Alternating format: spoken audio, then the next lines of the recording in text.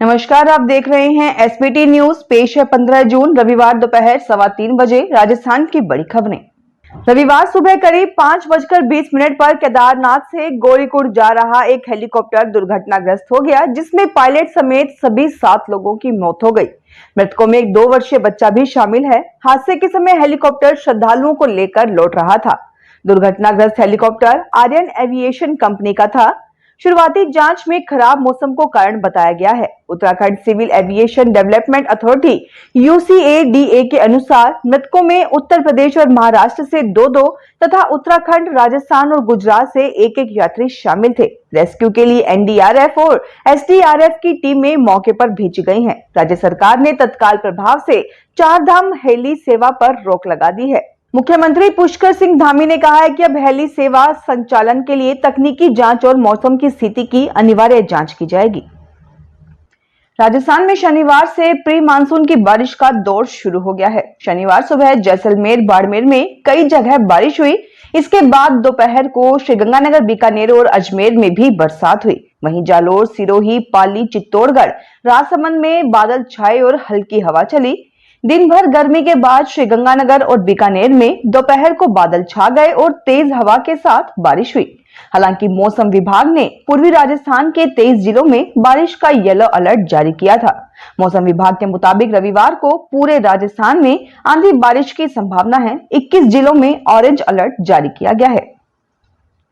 राजस्थान लोक सेवा आयोग द्वारा राज्य एवं अधीनस्थ सेवाएं मुख्य परीक्षा 2024 का आयोजन 17 और 18 जून को किया जाएगा। ये 2 दिवसीय परीक्षा राज्य भर में 21,539 चयनित अभ्यर्थियों के लिए आयोजित की जा रही है। परीक्षा में शामिल होने वाले उम्मीदवारों के एडमिट कार्ड 14 जून को जारी कर दिए गए, जिन्हें आयोग की आधिकारिक वेबसाइट या SSO पोर्टल से डाउनलोड किया जा सकता है। मुख्य परीक्षा प्रतिदिन 2 शिफ्टों में आयोजित की जाएगी। पहली पारी सुबह 9 बजे से दोपहर 12 बजे तक और दूसरी पारी दोपहर 2:30 बजे से शाम 5:30 बजे तक होगी। इस परीक्षा के लिए अजमेर में 29 और जयपुर में 48 परीक्षा केंद्र बनाए गए हैं, यानी कुल 77 परीक्षा केंद्रों पर परीक्षा संपन्न होगी। अहमदाबाद विमान हादसे के 2 दिन बाद ही अमेरिकी विमान निर्माता कंपनी बोइंग ने चीन को विमान की डिलीवरी फिर से शुरू कर दी है। चीनी मीडिया के अनुसार बोइंग ने शनिवार को जुनियाओ एयरलाइंस को एक नया 787-9 विमान सौंपा। गुरुवार 14 जून को अहमदाबाद में बोइंग 787-8 ड्रीमलाइनर विमान दुर्घटनाग्रस्त हो गया था। इस हादसे में 275 लोगों की मौत हो गई थी। उड़ान भरने के तुरंत बाद प्लेन क्रैश हो गया था। बोइंग और जुनियाओ एयरलाइंस ने इस डिलीवरी पर टिप्पणी करने से इनकार किया है। इसके अलावा 9 जून को शियामेन एयरलाइंस के लिए एक बोइंग 737 मैक्स विमान भी चीन पहुंचा। इससे लगता है कि बोइंग अब चीन में अपनी डिलीवरी सामान्य कर रहा है। डूंगरपुर के बहुउद्देशीय आदिवासी बालिका छात्रावास में छात्राओं को कीड़े वाली दाल चावल परोसने का सनसनीखेज मामला सामने आया है। डूंगरपुर बांसवाड़ा सांसद राजकुमार रोत ने इस मामले को लेकर सरकार पर निशाना साधा और तत्काल कार्रवाई की मांग की।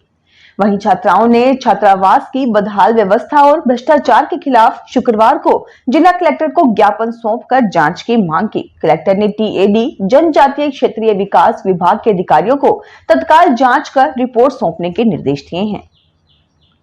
राजधानी जयपुर में घर का सपना देख रहे लोगों के लिए एक बड़ी खुशखबरी है। जयपुर विकास प्राधिकरण ने अपनी 3 प्रमुख आवासीय योजनाओं गंगा विहार, यमुना विहार और सरस्वती विहार में अपार जन उत्साह को देखते हुए आवेदन की अंतिम तिथि 16 जून 2025 तक बढ़ा दी है। यानी अब भी प्लॉट के लिए आवेदन करने का मौका हाथ से नहीं निकला है। इन योजनाओं में कुल 665 प्लॉट उपलब्ध हैं, लेकिन हैरान करने वाली बात यह है कि अब तक 66,589 आवेदन जमा हो चुके हैं।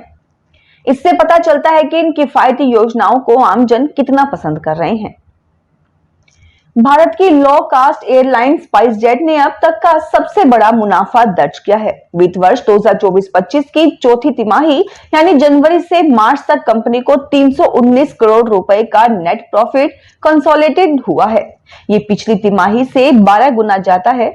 अक्टूबर से दिसंबर के बीच कंपनी को 26 करोड़ रुपए का मुनाफा हुआ था। करीब 7 साल बाद पहली बार पूरे वित्त वर्ष में कंपनी फायदे में रही है। चौथी तिमाही में रिकॉर्ड प्रॉफिट के साथ साथ कंपनी ने 1942 करोड़ रुपए का रेवेन्यू जनरेट किया है। दौसा नगर पालिका द्वारा अवैध रूप से बसाई जा रही कॉलोनियों में पीला पंजा चलाया गया। नगर पालिका के दल ने जेसीबी की सहायता से यहां बोर्ड हटाने, बाउंड्री वॉल निर्माण आदि को ध्वस्त करने की कार्रवाई की। वहीं ग्रेवल सड़क को भी उखाड़ा गया। इस दौरान गांव शालावास कला, बाड़ बगीची एवं मुकुरपुरा चौराहा आदि स्थानों पर कार्रवाई की गई। इस दौरान नगर पालिका अधिशासी अधिकारी जेईएन एसआई आशुतोष व्यास, दिनेश मीना समेत अन्य कार्मिक मौजूद रहे। मध्य प्रदेश के हिल स्टेशन पंचमढ़ी में शनिवार से भाजपा विधायकों और सांसदों के प्रशिक्षण वर्ग की शुरुआत हो गई है। केंद्रीय गृह मंत्री अमित शाह ने शनिवार दोपहर को इसका शुभारंभ किया। शाह ने मंत्रियों और विधायकों को गलत बयानबाजी से बचने की नसीहत दी है। उन्होंने कहा कि गलती हो जाती है, लेकिन दोबारा ना हो, इससे बचे। 3 दिन तक चलने वाले इस कार्यक्रम में प्रशिक्षणार्थी के रूप में मध्य प्रदेश सरकार के सभी मंत्री, विधायक, लोकसभा, राज्यसभा सांसद शामिल हो रहे हैं। मुख्यमंत्री डॉक्टर मोहन यादव पूरे 3 दिन कार्यक्रम में मौजूद रहेंगे। भरतपुर अपना घर आश्रम की अध्यक्ष बबीता गुलाटी ने प्रभु जी के बेहतर इलाज के लिए सीएम को एक लेटर लिखा है।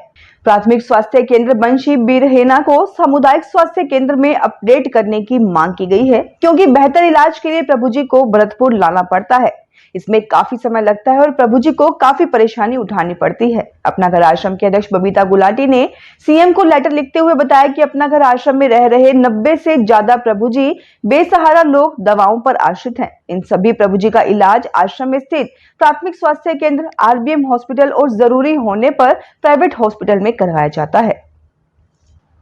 जयपुर के मालवीय नगर में स्पेशलिटी कॉफी ब्रांड कॉफी सूत्रा का तीसरा आउटलेट शुरू हुआ है। ये outlet international brewing technology, single origin beans और कॉफी एजुकेशन को एक साथ जोड़ता है। यहाँ गेस्ट को कोलंबियन, पेरुगीशा जैसी इंटरनेशनल कॉफी का टेस्ट मिलेगा, जो ब्रांड के खुद के रोस्टरी में प्रोसेस की जाती है।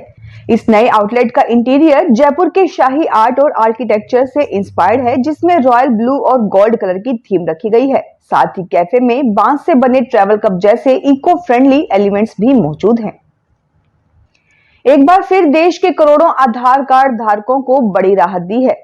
आधार कार्ड में डॉक्यूमेंट अपलोड की आखिरी तारीख को अब 1 साल के लिए बढ़ा दिया गया है।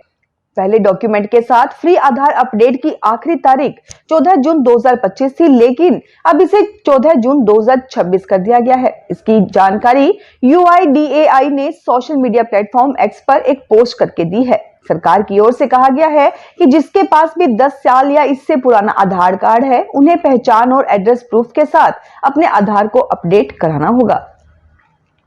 दिल्ली कांग्रेस पार्टी के पूर्व राष्ट्रीय अध्यक्ष एवं लोकसभा में विपक्ष के नेता राहुल गांधी के जन्मदिन के मौके पर 19 जून को तालकटोरा इंडोर स्टेडियम में पूर्वाह्न 10 बजे से एक मेगा जॉब फेयर आयोजित करेगी। दिल्ली कांग्रेस के अध्यक्ष देवेंद्र यादव ने शनिवार को मीडिया कर्मियों से कहा कि दिल्ली कांग्रेस और युवा कांग्रेस मिलकर 19 जून तालकटोरा इंडोर स्टेडियम में पूर्वाह्न 10 बजे से एक मेगा जॉब फेयर का आयोजन करेगी। लगभग प्रमुख 100 कंपनियां 5000 से अधिक बेरोजगार युवाओं को नियुक्ति पत्र सौंपेगी। उन्होंने कहा कि पार्टी बढ़ती महंगाई और बेरोजगारी के कारण युवाओं में नशे की लत लगने और उनके मानसिक अवसाद में जाने को देखते हुए उन्हें इससे मुक्ति दिलाने के लिए ये कदम उठा रही है।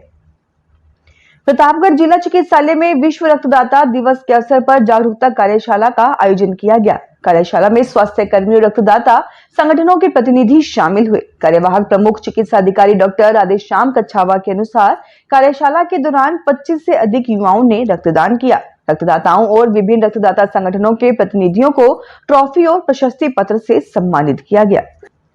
नरेंद्र मोदी सरकार में गृह मंत्री अमित शाह के साथ मुख्यमंत्री योगी आदित्यनाथ उत्तर प्रदेश पुलिस की सबसे बड़ी और सफल पुलिस भर्ती को अंजाम तक पहुंचाएंगे।